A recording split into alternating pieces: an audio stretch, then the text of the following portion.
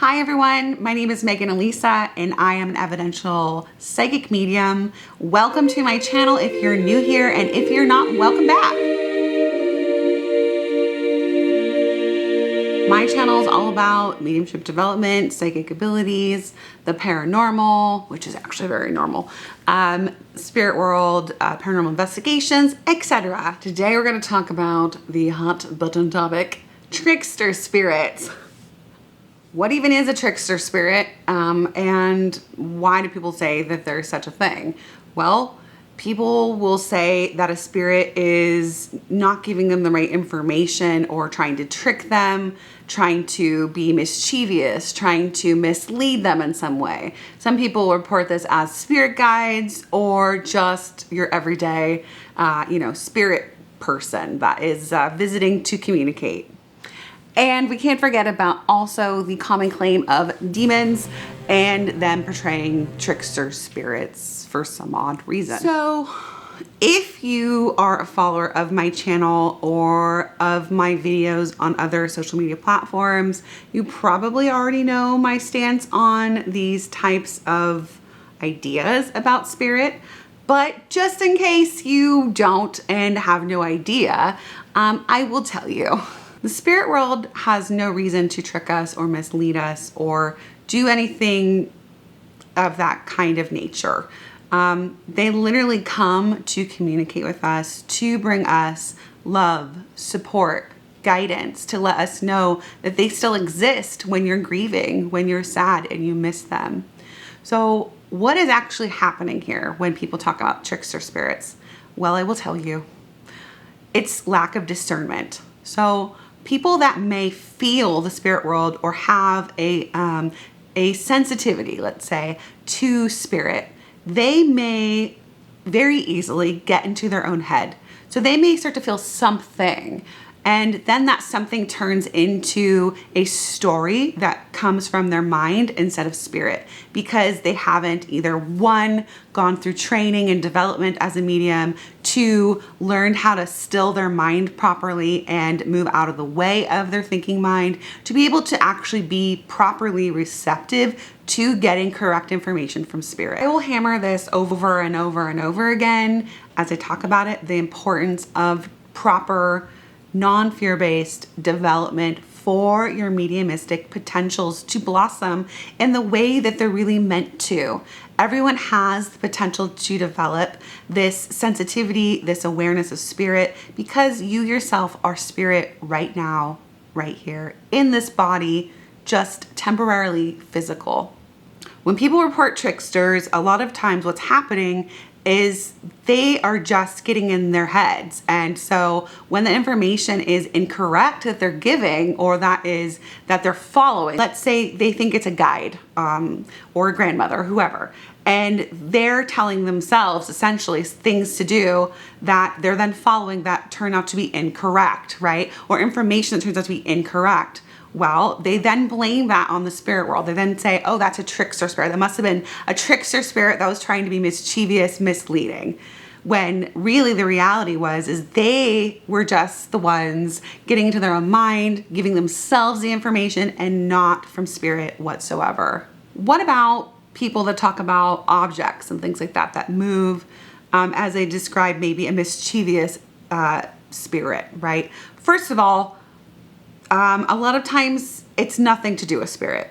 Things that move are very, very, very rare. That is physical phenomenon. It can happen, does happen, but again, very rare. So a lot of times things that get moved are blamed on the spirit world again, when it could have been easily someone else in the home that did it. The person themselves put it somewhere and they forgot.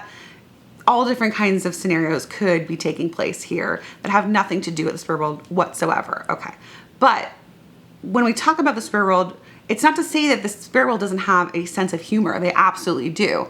Are they having a mean sense of humor? No, they do not have a mean sense of humor. Do they have a sense of humor just like we do when we find certain things funny? Yes, of course. As a matter of fact, I have a funny story to share since we're on this topic. When my dad passed, a couple weeks afterward, before I started development for my mediumship, my husband and I were sitting on the couch in our living room. We were alone. And all of a sudden I started to smell a very familiar scent. I started to smell a very familiar scent. Now, my dad was on a lot of medications for a long time, and his breath and his flatulence, we shall say, had a very specific smell. Not like most people's, it just had a very odd and specific scent. Anyway, so we started to smell this scent of my father in that way. And my dad used to do things where he would let out some gas in a room, wait without any reaction, wait for someone to smell it, and then just completely crack up laughing. So this is very much like him to do that, to bring that sort of smell to us to let us know he was there with us. And both him and I looked at each other, my husband and I, and we said, do you smell that? The other person said, you smell that? Yeah. And we knew it wasn't either one of us. So both of us were like, that's not me, that's not me. And we knew it was my dad. And so that was his way of saying, hey, I'm still around. So they absolutely do still have their sense of humor and can be silly like that. But it's not a trickster trying to harm, mislead, or anything in that kind of way. So in conclusion, are trickster spirits real? I say no, they're absolutely not. Again, has everything to do with your discernment, your ability to be able to perceive what is spirit, what is not spirit, what's my mind. And that takes time. It takes patience, practice, development. And speaking about development, well, I have some news to share with you.